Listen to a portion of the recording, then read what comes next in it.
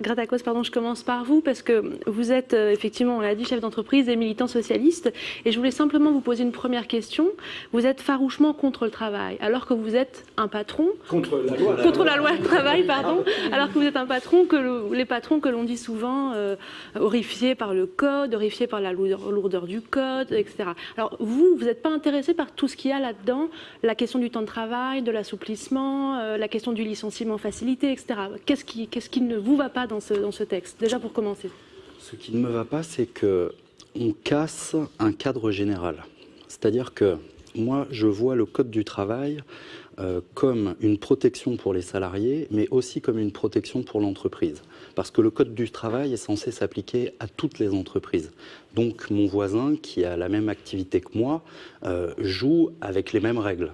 Mais à partir du moment où on introduit la possibilité pour les chefs d'entreprise de modifier les règles à l'intérieur de leur entreprise en allant contre la loi ou contre l'accord collectif, l'inversion des normes, moi je peux me retrouver demain avec des concurrents qui vont mettre en place dans leur entreprise, par exemple, les 39 heures, et me faire de la concurrence sauvage en ne payant plus les heures supplémentaires ou en prenant diverses dispositions qui, moi, vont m'obliger soit à m'adapter à cette nouvelle donne, qui sera sûrement très locale, mais qui sera quand même là, parce que ça leur permettra de tirer un peu plus les prix vers le bas, etc., soit de mourir. Vous voulez dire que c'est la loi du plus fort qui va l'emporter? Bien sûr. Alors déjà aujourd'hui on est dans une situation où c'est un peu le Far West, parce que tous les services de contrôle de l'État, que ce soit la DGCCRF, l'inspection du travail, les impôts, ont perdu beaucoup de fonctionnaires depuis la crise de 2008. Il y a eu le premier plan sous Sarkozy d'un fonctionnaire non remplacé sur 2, maintenant c'est 1 sur 3 depuis la gauche. En attendant, on n'a plus personne, enfin on n'a plus grand monde sur le terrain. Bien sûr que des concurrents qui ne payent pas les heures supplémentaires de leurs salariés, ça existe, il y en a beaucoup.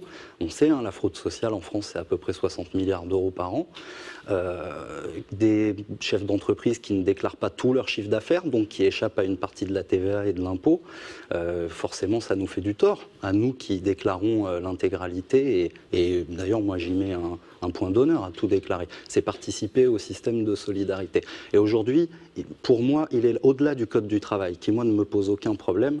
Le problème, il est dans le déséquilibre qu'il y a aujourd'hui entre les entreprises elles-mêmes, entre les grands groupes, et les PME et les TPE, sur les taux d'imposition qui ne sont pas les mêmes. Les grands groupes payent moins, proportionnellement, évidemment pas en valeur absolue, mais payent moins que les TPE, comme pour les cotisations sociales et comme pour plein d'autres choses. Donc, moi, je pense que si aujourd'hui, on veut s'intéresser au travail, il faut déjà s'intéresser aux entreprises elles-mêmes, à la façon dont elles fonctionnent et au déséquilibre et aux injustices qui existent dans le système entre elles. Le code du commerce et le code des impôts, ça serait des réformes très intéressantes. Vous êtes dans quel secteur, juste pour qu'on comprenne bien? Moi, je suis dans le transport et le parking privé à côté de l'aéroport de Roissy. Combien de salariés? 21.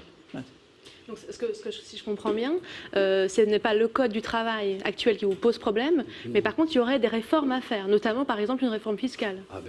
Il y a une réforme fiscale extrêmement importante à faire, la progressivité de l'impôt, comme pour le revenu, l'impôt sur les sociétés devrait être progressif pour qu'il soit juste, de la même façon qu'il faudrait moduler les cotisations patronales de façon à ce qu'elles soient plus importantes quand on est des grandes entreprises qui font des gros bénéfices, alors qu'aujourd'hui, je peux comprendre qu'un artisan, qu'un indépendant ou un chef d'entreprise de TPE soit soulagé parce qu'aujourd'hui, on a du mal, moi j'ai du mal à me payer, je ne me paye pas tous les mois, il faut être honnête. Et je me rends compte que ces chefs d'entreprise peuvent se dire, chouette, ne plus payer les heures supplémentaires au prix où je les paye, ça va me faire rentrer un peu plus d'argent. Mais ce n'est pas une solution. Nous, aujourd'hui, ce qu'on a besoin, c'est d'avoir des clients. Moi, je n'ai pas envie de licencier. Moi, j'ai envie de me développer, d'embaucher le plus possible. Le problème, c'est que notre économie, elle est essoufflée parce que les salaires sont trop bas. Et je crois que nos responsables politiques, et M. Gattaz, ne se rendent pas bien compte de ce que c'est que de vivre avec 1 100 € par mois. Moi, je le vis. Je vois mes salariés qui le vivent parce que je suis obligé de les payer comme tout le monde. Je ne peux pas non plus... J'essaye de faire un peu mieux, mais c'est difficile. Mais il faudrait qu'ils essayent de se rendre compte... de voir ce que c'est tous les jours d'aller faire les courses quand on a une famille et qu'on touche 2 SMIC. Et peut-être qu'ils se rendraient compte que le vrai problème, c'est que les salaires sont trop bas. Et aujourd'hui, je pense que la vraie mesure que devrait prendre ce gouvernement, que devrait prendre n'importe quel gouvernement, c'est l'augmentation générale des salaires pour relancer l'économie. Ce n'est pas un problème structurel, c'est un problème économique, pour moi. Alors, ce que vous nous disiez tout à l'heure, c'est un chef d'entreprise a tenté de prendre un marché ou une clientèle, il n'y est pas arrivé, donc il faut qu'il puisse recycler en quelque sorte ses salariés, les sortir de l'entreprise. Donc il faut de la flexibilité pour que si une orientation n'a pas fonctionné, on puisse relancer la machine tranquille. C'est grosso modo ce que vous avez dit tout à l'heure. Moi je suis absolument pas d'accord avec ça. C'est de la responsabilité du chef d'entreprise et le salarié n'a pas à payer les erreurs de gestion d'un chef d'entreprise. Moi si je prends une décision dans mon entreprise, si je prends une orientation, que je tente d'accéder à un marché et que je me trompe, je ne vais pas licencier les 2 ou 3 salariés que j'ai mis sur cette activité. Je vais les recycler à l'intérieur de l'entreprise et c'est moi que je ne vais pas payer pendant 6 mois. C'est une sorte de punition, mais ce n'est pas aux salariés de payer les risques que nous prenons. Moi, je suis propriétaire de l'entreprise. Chaque mois qui passe, je capitalise sur la valeur de l'entreprise. Mais les salariés, eux, ils n'ont que leur emploi. Ils n'ont que leur salaire. Et aujourd'hui, dans une économie qui est extrêmement tendue, licencier un salarié, ça a des conséquences terribles. Il faut voir les licenciements chez Goodyear, c'est plusieurs dizaines de suicides et de divorces. Ça a des conséquences sociales, économiques terrifiantes. Donc, je comprends ce que vous voulez dire dans la flexibilité qu'on doit essayer de trouver. Mais je pense que cette flexibilité, elle doit se faire en interne des entreprises. Et on ne doit pas demander à l'État de l'assurer pour nous. parce que peut-être que former les chômeurs, etc. Exactement. Pardon. Anthony Gratakos, pour terminer. Alors, ce que vous avez dit soulève pour moi 2 questions. La première, c'est la représentativité des TPE et des PME. Comme vous l'avez dit, moi, quand j'entends parler Pierre Gattaz, je ne me sens pas du tout représenté dans les problèmes que je rencontre au quotidien.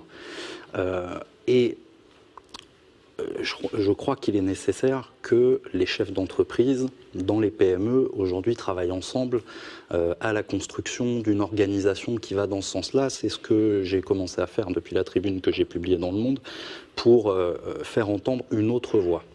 Le problème, c'est que souvent on est débordé, on manque de tout et de temps surtout, mais je vais me lancer là-dedans. Et ensuite, vous soulevez une deuxième question qui est la guerre idéologique qui a lieu depuis 40 ans, depuis Thatcher et Reagan, contre tous les acquis sociaux d'une façon générale. Pas forcément parce qu'ils pensent que ça va permettre d'augmenter leurs profits, juste parce que on ne peut pas aller dans le sens des salariés. On ne doit pas aller dans ce sens-là. On doit aller dans le sens de l'entreprise et des profits. Et ce discours, qui est très prégnant depuis 40 ans, a gagné même les décideurs de gauche. Moi, quand j'ai entendu...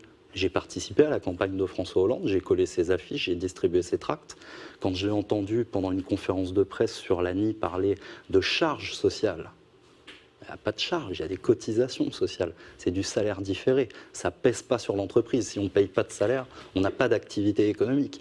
Entendre ça dans la bouche d'un président qui se dit socialiste, c'est 10 ans de militantisme qui se sont renversés devant moi. C'est terrifiant.